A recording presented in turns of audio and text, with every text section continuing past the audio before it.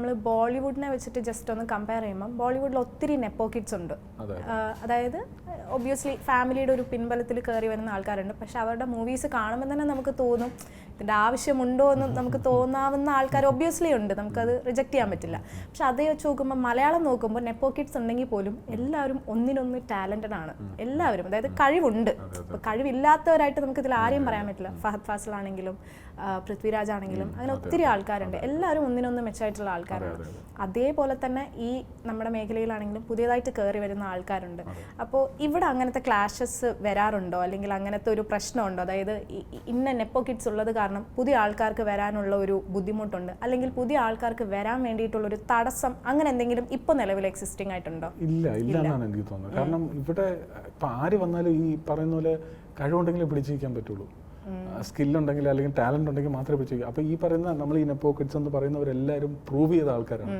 ഇപ്പം ലേറ്റസ്റ്റ് ആയിട്ട് ഇപ്പം എമ്പുരാൻ ഇറങ്ങുന്നു. പൃഥ്വിരാജ് സാർ എന്ന് പറയുന്ന ആള് സുമാരൻ സാറിന്റെ പുത്രനാണ്.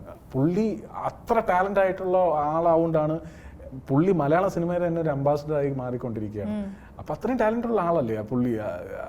ഇപ്പം ബാക്കിയുള്ള ആക്ടേഴ്സിനെ എടുത്താലും ഇപ്പം ഈ പറഞ്ഞ പോലെ നെപ്പോ കിഡ്സ് എന്ന് പറയുന്ന ആൾക്കാരെടുത്താലും എല്ലാവരും ഭയങ്കര ടാലന്റഡ് ആണ്. അതുകൊണ്ട് തന്നെയാണ് അവരുടെ നിന്നില്ല. മലയാള സിനിമയുടെ ഒരു പ്രത്യേകത തന്നെ അതുകൊണ്ടാണ്. നെപ്പോ കിഡ്സ് ആരാണെന്നൊന്നും പറഞ്ഞിട്ട് കാര്യമില്ല, കഴിവുണ്ടെങ്കിലേ ഇവിടെ നിൽക്കത്തുള്ളൂ. അപ്പോൾ ഈ ബോളിവുഡിനെ വെച്ച് കമ്പയർ ചെയ്യുമ്പോൾ ഞാൻ ഇപ്പോൾ അധികം ബോളിവുഡ് സിനിമകൾ കാണാത്ത ഒരാളാണ്. ഞാൻ അങ്ങനെ റിവ്യൂസും അങ്ങനെ സാധനമൊക്കെ വരുന്ന സിനിമകളാണ് കാണാറുള്ളത്. എനിക്കിപ്പം ലേറ്റസ്റ്റ് ആയിട്ട് കണ്ടതിൽ ഇന്ത്യയിൽ തന്നെ one of the finest actor എന്ന് തോന്നിയ ഒരാൾ ജയ്ദേവ് അഹ്ലാവത്താണ്. നമ്മുടെ പാതാൾ ലോകിലൊക്കെ ഉണ്ടായിരുന്ന ആക്ടറാണ് പുള്ളി. എന്തൊരു ആക്ടറാണ് പുള്ളി. അധികം നമ്മൾ അങ്ങനെ ശ്രദ്ധിച്ചിട്ടില്ലാത്ത ഒരു ആക്ടറാണ്. പക്ഷെ പാതാൾ ലോകിലാണ് ഞാൻ ആദ്യമായിട്ട് ശ്രദ്ധിക്കുന്നത്. അപ്പം അങ്ങനെയുള്ള ആക്ടേഴ്സും അവിടെ ഉണ്ട്. പക്ഷെ അവർക്കൊക്കെ ഇങ്ങനെ ഒരു ഇപ്പം മനോജ് വാജ്പേയും അതേപോലത്തെ ഉള്ള ആക്ടേഴ്സൊക്കെ അവിടെ ഉണ്ട്. അവരെ ഇവിടെ ആയിരുന്നെങ്കിൽ അവരൊക്കെ മെയിൻ സ്ട്രീമിൽ നിറഞ്ഞു നിൽക്കേണ്ട ആക്ടേഴ്സ് ആയിരുന്നു.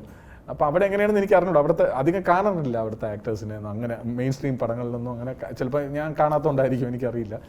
പക്ഷേ ഇവിടെ എപ്പോഴും ടാലൻറ്റിനാണ് മുൻതൂക്കം കൊടുക്കുക എന്ന് തോന്നിയിട്ടുണ്ട്. അപ്പോൾ അത് ടാലൻറ്റും ഈ പറയുന്ന പോലെ ചെയ്യുന്ന സിനിമകളുമൊക്കെയാണ് മുൻതൂക്കം കൊടുക്കാമെന്ന് തോന്നിയിട്ടുണ്ട്. അതുകൊണ്ട് പുതിയ ആക്ടേഴ്സിനായാലും വരാൻ ഒരു തടസ്സം ഉണ്ടെന്ന് തോന്നുന്നില്ല. കഴിവുണ്ടെങ്കിൽ ഇവിടെ വരാം, നിലനിൽക്കാം എന്നാണ് എനിക്ക് തോന്നിയിട്ടുള്ളത്.